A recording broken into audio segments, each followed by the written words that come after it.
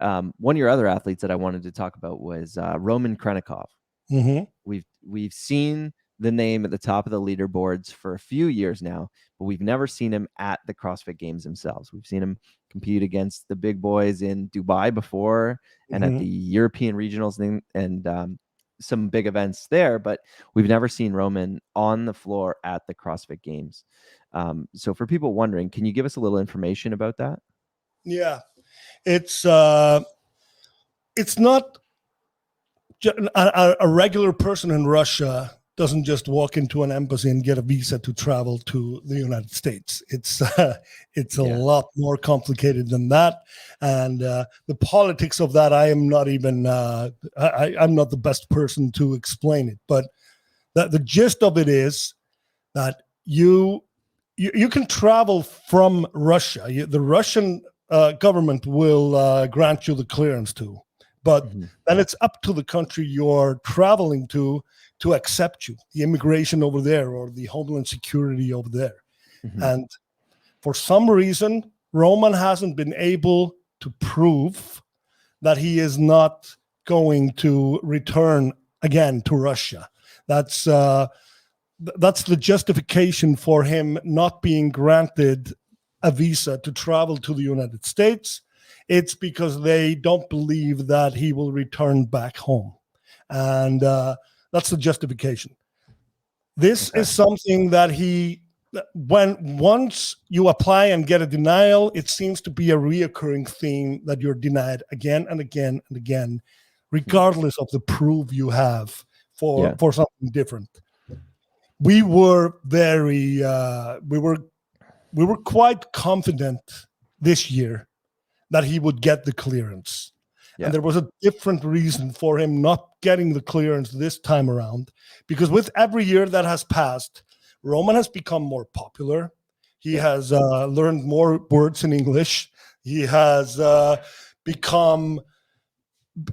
gained friends in important places along the way. So there's a lot of people that want to help Roman. There are a lot of people, lawyers, people in positions who are able to influence something like this. So what we thought would be the thing that would happen now in 2021 was that he would just qualify. He would get an interview in the embassy. And this time around, with a letter from CrossFit, with a letter from other stakeholders, his sponsors, with a clear proof that he is an elite competitor and that the CrossFit Games are a place where he should be. We just thought it would go through. But it never came to that because he couldn't even get an interview this time around. So first off, he didn't manage to qualify through the semifinals. He had to go through to the last chance qualifier, which is limited at the time because you can't even apply for this until you have secured the ticket to the games. He had to prove that he had earned the qualification to the games to even get the interview. And the last chance qualifier until the games was just such a slim time in between there.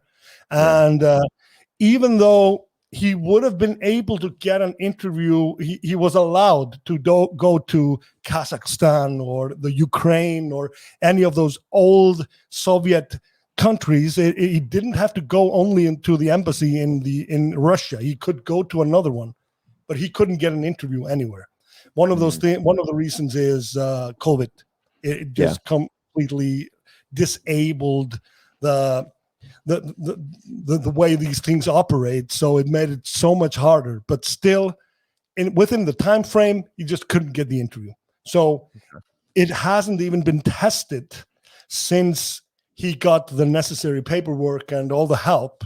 We haven't even been able to test if he will get a visa now. But we do feel quite confident that the next time he will try, if he gets the interview, he will get a yes. So that's that whole story. That there have been rumors around that he was in the military or any other. I've heard such crazy stories. I mean, first off, It's a regular guy. I mean, he's got a wife. He's got 2 dogs. He's a coach in the local CrossFit box. There's a kid on the way. He's got a pretty good life. I mean, he lives in a city of 500,000 people in Siberia. And I mean, Siberia sounds really cold, but it's really hot too, you know, and they got summers there. There are so many things in his life that are just completely normal. I mean, they just have backyard barbecues just like everyone else. And I mean, why shouldn't he want to return to his home? It's so crazy, and it borders on being arrogant just because there's someone who dictates this. Yeah, this guy, he wants to move to America because America is the best place in the world. That's not what he's thinking. He lives a pretty fucking good life, and he just wants to compete amongst the very best of the best, and then he would love to go back home and continue with his life. So, and that's the gist of it. Roman is a very special individual, and I care about him very deeply because he is probably one of the most friendly persons I have ever met. And in like a random way, sometimes I just get a message from him saying, "Hey, Snorri, how are you feeling? Or are you doing okay?" And he is just asking how I'm feeling. It isn't a conversation starter. He is just checking if I'm good.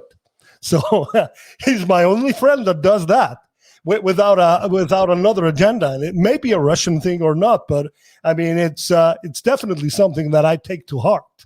So he is someone who also has those athletic attributes. He's just a freak athlete. He's got the tolerance to pain that this guy has. Like on a rower or on a bike or anything that has to do with lactic acid in your muscles, he will just crush. It's like he doesn't feel it. While everyone else is dying, he's just maintaining some ridiculous pace and stuff like that. And all the other things where he was lacking have been coming together very nicely. I mean, his only lifting is becoming elite as well. And he just goes to the gym and works. This is a hard worker, and he maintains his belief that one day he will compete at the CrossFit Games. All those no's haven't been able to divert him from that road.